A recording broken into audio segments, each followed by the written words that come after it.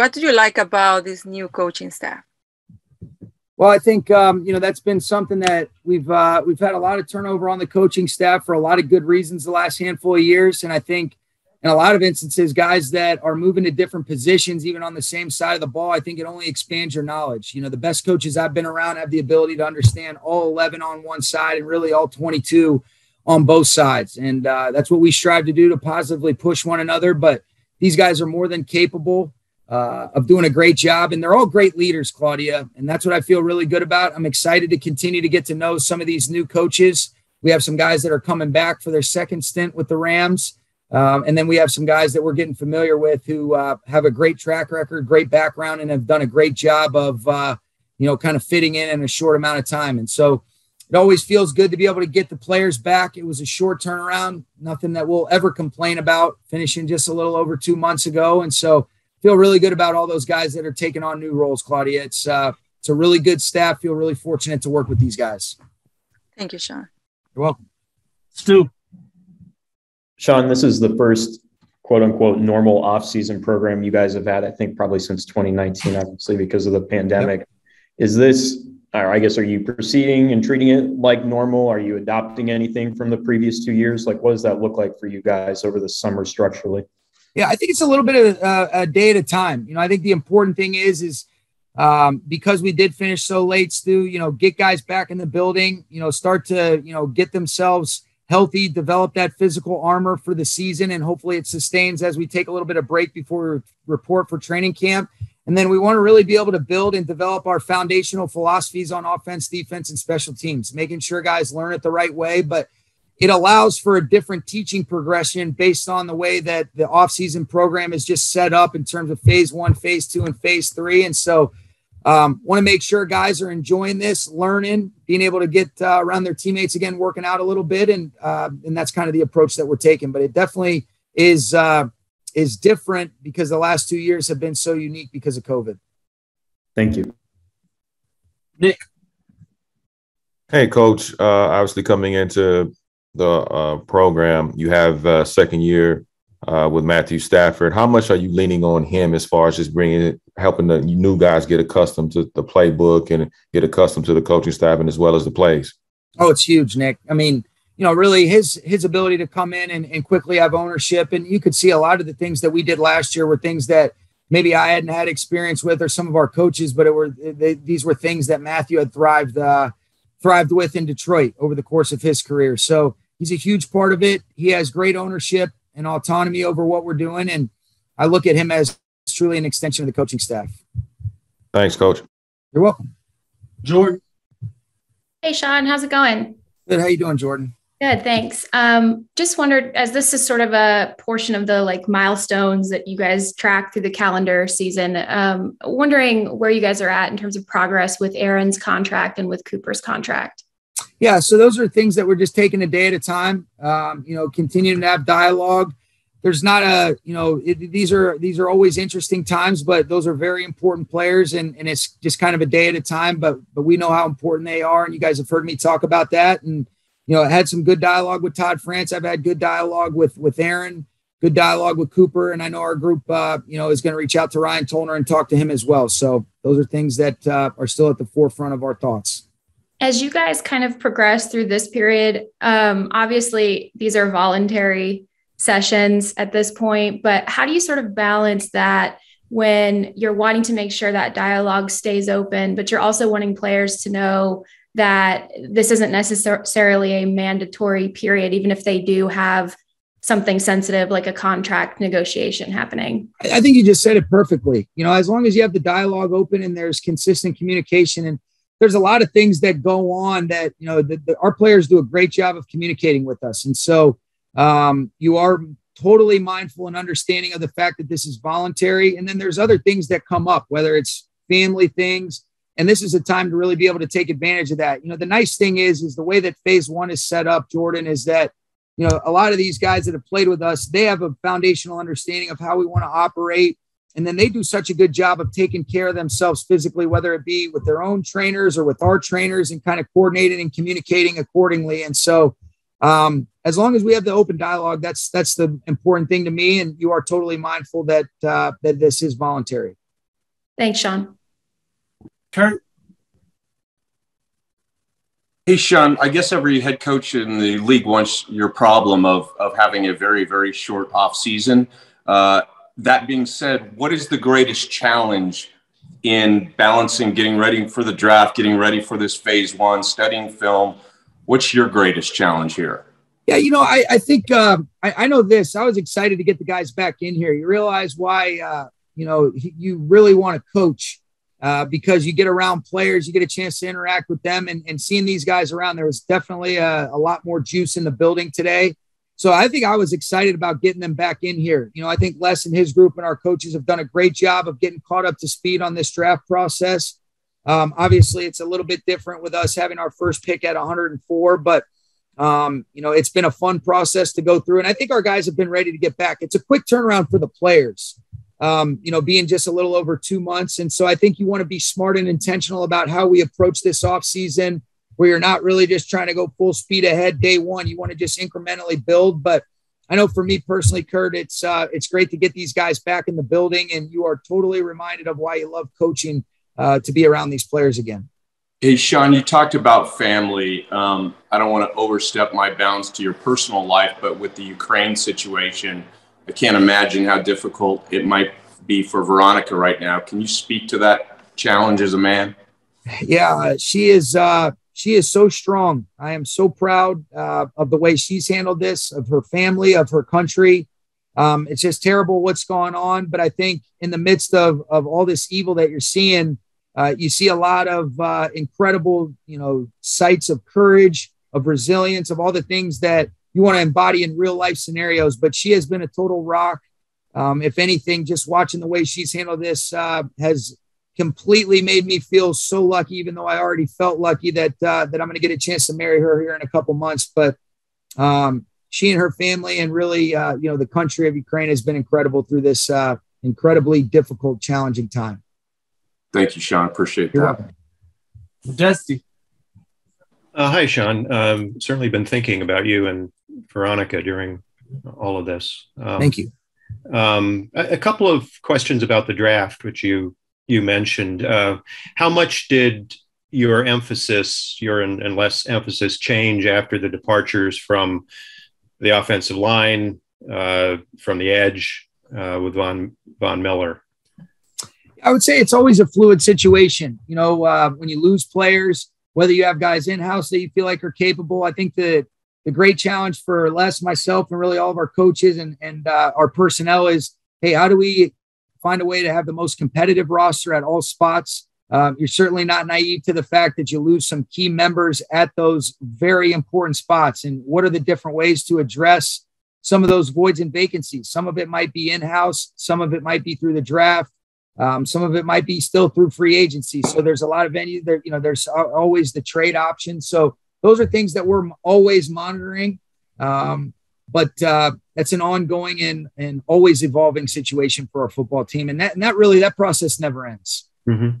And then during your years, the Rams haven't often had to press rookies into heavy duty and into starting a lot of games.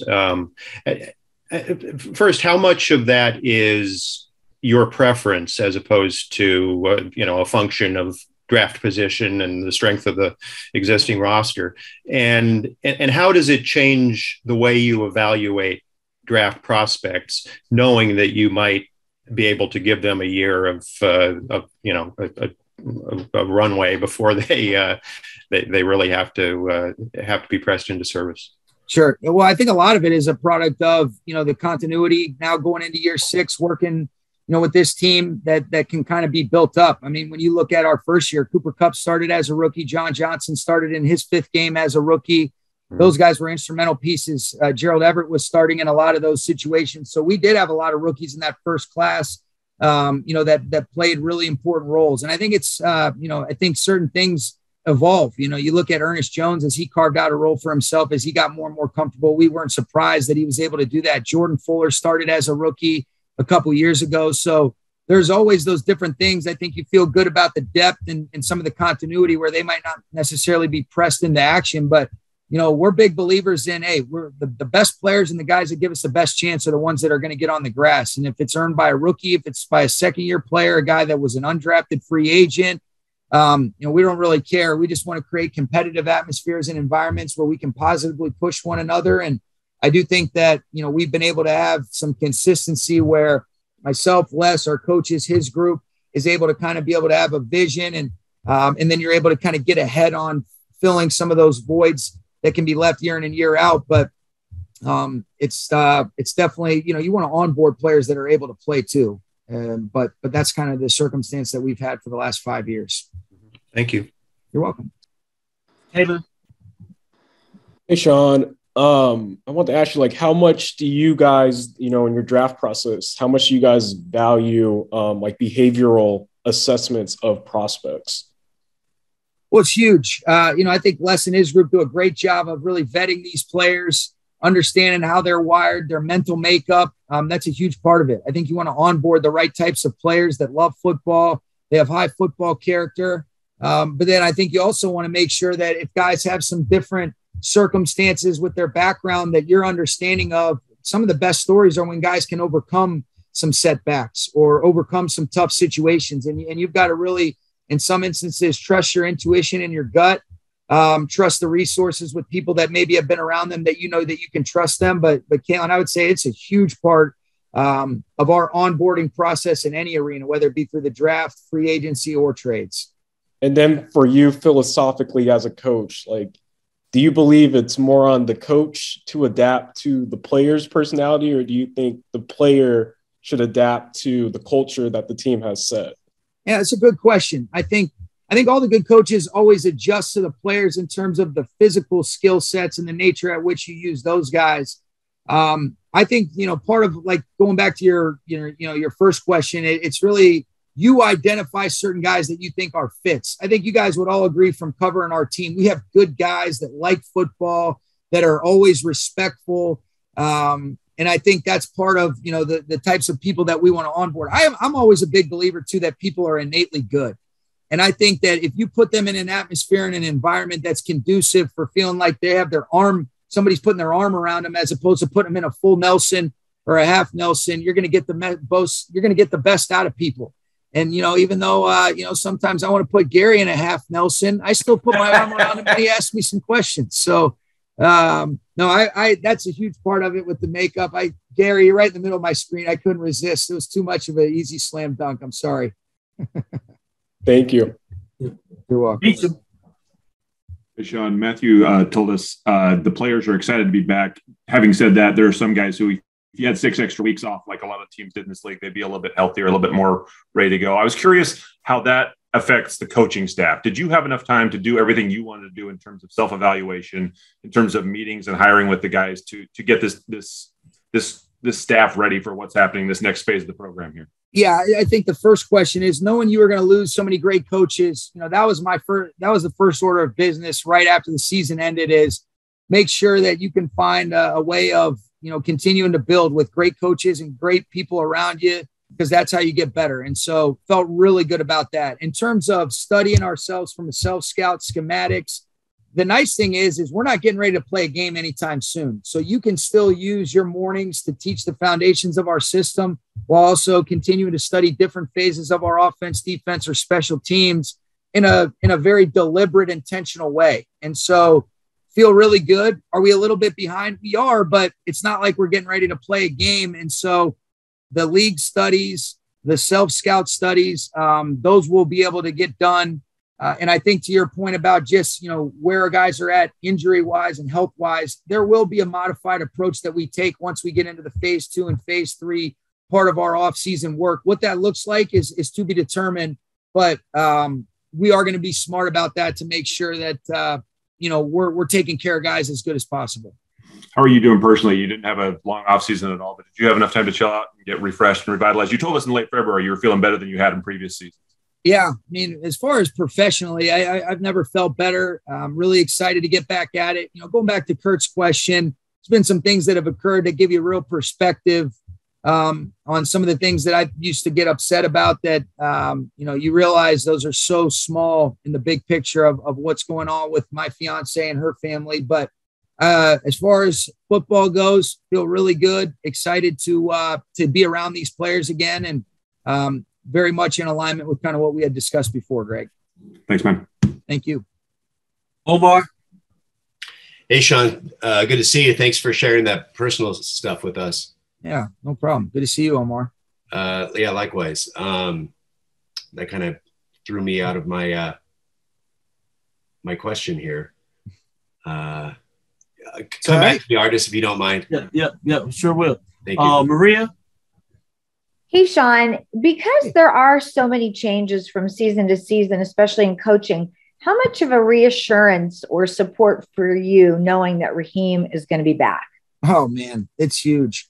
I can't say enough good things about this guy. I mean, you guys have heard me talk about, he's a mentor. He's like a big brother, but getting back connected with him again, the zest for life, the positive, authentic energy he brings every day, the way that he has a great way of injecting humor into challenging guys. And then just, having one of your closest friends that you're able to work with closely in a leadership role is huge. I think he's a phenomenal coach. I'm very selfishly grateful that he is still here. And it's also a reflection of how far we have to go, because he's one of the best coaches in the world. And the fact that he isn't a head coach is a crime. Thoughts and prayers stay with you guys as well. So thank you. All right, guys, we'll have to wrap with Gary, and then we'll double back with Omar. Hey, Sean. Let's start with your take on the receiver market and where it's gone here in the last few months, and how do you think that will impact the extension that Cooper Kupp seems to like? Oh, yeah, I think it definitely has a factor. I think what's important, too, is to get down to the nuts and bolts of what's real and what's reported, understanding the structure and how it suits the team, but also rewards the player. Cooper has a great feel and understanding of that. We all know what a special player he is, and it definitely has an impact, because in a lot of instances, these are comp-related things. And when you look at the production and what he means to our football team, it is so vital. So it has a factor. And I think, the initial dialogue and discussions, Cooper understands that. And I think that only benefits him, and we'll be able to try to figure out what is a good way to accommodate both sides. Omar, you ready? Yeah, ready. Hey, Sean, thanks again. You mentioned a few times about, onboarding different players or whatever. I'm curious about the onboarding of the coaches. So, you mentioned the turnover and being able to fill that with, a confident group that you believe in. How do you sort of get them on board so you guys are kind of on the same page and a cohesive group heading into the offseason? Well, I think it's communication, spending time together, understanding, and a lot of these guys that we do on board are naturally wired where they fit a lot of the core values that we operate with on a daily basis in terms of how we coach, how we try to help guys reach their highest potential, Omar. But then it's spending time watching film. I think the best thing that happens, if you said, hey, it's a real challenge because you lose great coaches, but the best thing is I get exposed to new guys with different philosophies, different backgrounds. I'm always trying to learn. And those are real positive things. And then it's not about who's right. It's about what's right and how do we make it the best for the Rams. And so that collaboration, that connection, that communication, all those are vital parts. But then no different than our players, these coaches are here because, number one, they're good people. They're good people that are invested in trying to really help our players, pour into them, build and develop relationships, understand how to help them persevere through adversity, to maintain a humility through the good times. And all these guys, I feel like all of our coaches are very similarly wired in terms of their mental approach, their love for football, their love for people. And that makes it a little bit easier.